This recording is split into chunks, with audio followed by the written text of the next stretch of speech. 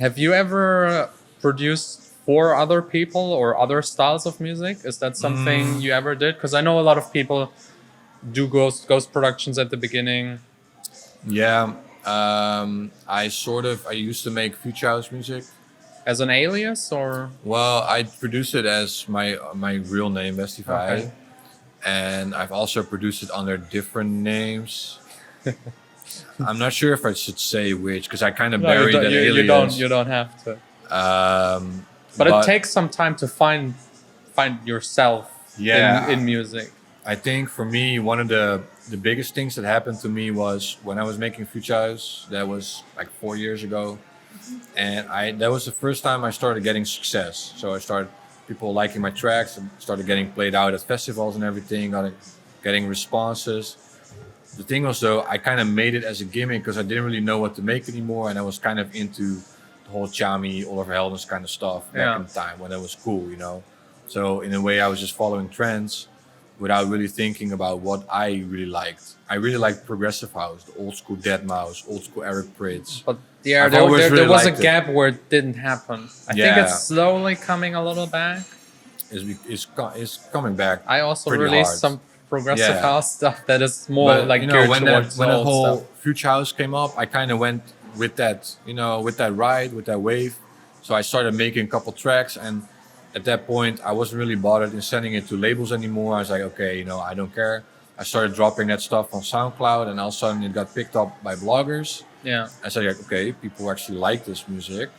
So I started making more like that, and sort of started creating a template with my own sound, and you could really hear it was produced by me. No one else made songs that sounded like that because I had my own style of making it. You could hear instantly I produced the track, and I think that was one of the key features that I had with my music, that you could hear it's he made it, and that's something that you want to aim for. But I liked the success. Like finally, people wanted to hear my Yeah. music. People were asking me for downloads. Where can I buy the song? Blah blah blah. That's when I figured out. Okay, I'm gonna try to put this stuff on Spotify, iTunes, whatever. But eventually, I started sending out to a label, and it got really complicated. And at some point, I would have gotten signed, maybe. But it really made me question: like, is this the kind of music I want to make the rest of my career? And that's when I really started to doubt the whole future house music. And I still like it, but I don't want to be a future house producer because I like Yeah. the more darker, more I don't know, deeper kind of vibes in my music. And future house, especially that time, was pretty energetic and happy and like with those plucky sounds. And I just don't really like that anymore. So you did like a really hard cut. So from Yeah. one day to another, not I, released under that alias anymore. I used to make the future house, and then the whole thing with the labels came up. So it kind of made me question: is this the kind of music I want to keep making? And that was exactly the same time I started the UOAK project as a side alias, and I was making mixtapes by then, and like more summer deep house chill kind of mixtapes, like stuff I could listen when I was chilling at home. Yeah. And that's also when I've made the first track. So the Westify, the Future House didn't really work out, and it's like then I started the alias, the UOAK alias, and I really wanted to get signed to a label, and I didn't really think of anything. My first track was called Promenade, and I think a month later we promoted it ourselves. It did pretty well on SoundCloud, and a month later I got a message from CO2 Records that they wanted to sign the track.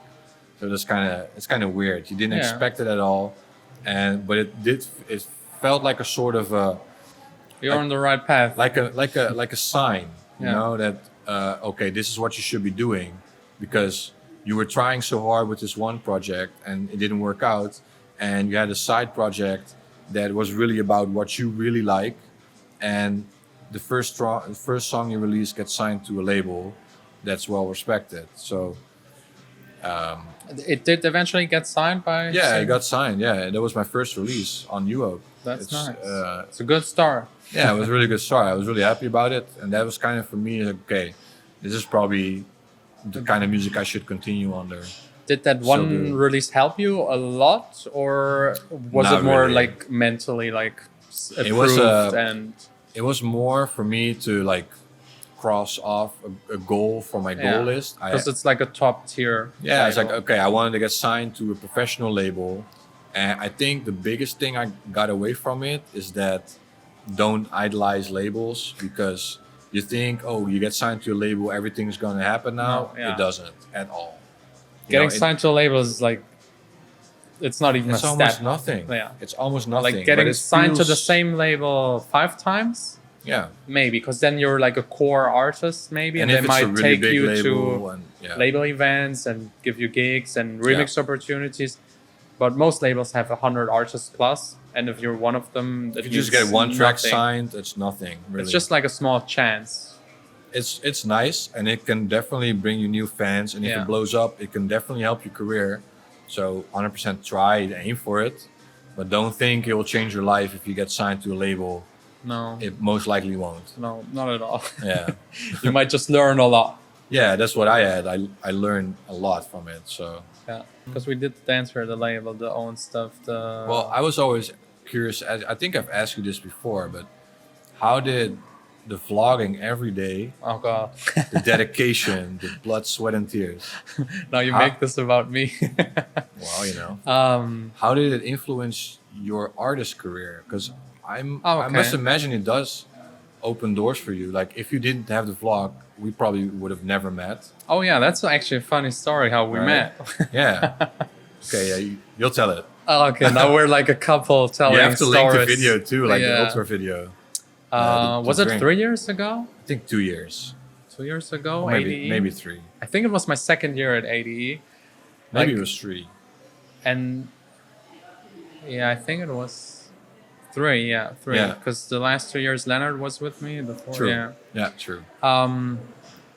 Where was it again? The milk like thing. What is it called? Yeah. Like this- at the Apple Store. Yeah, at the Apple Light Store. supply in somewhere there.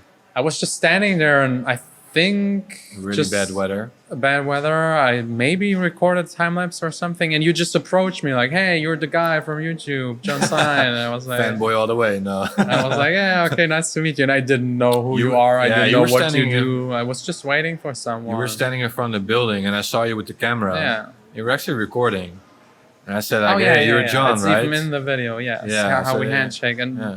someone was like, "Hey, Jon Sine." So, but then you basically invited me to go upstairs to the Ultra, Yeah, to Thing? the mixer.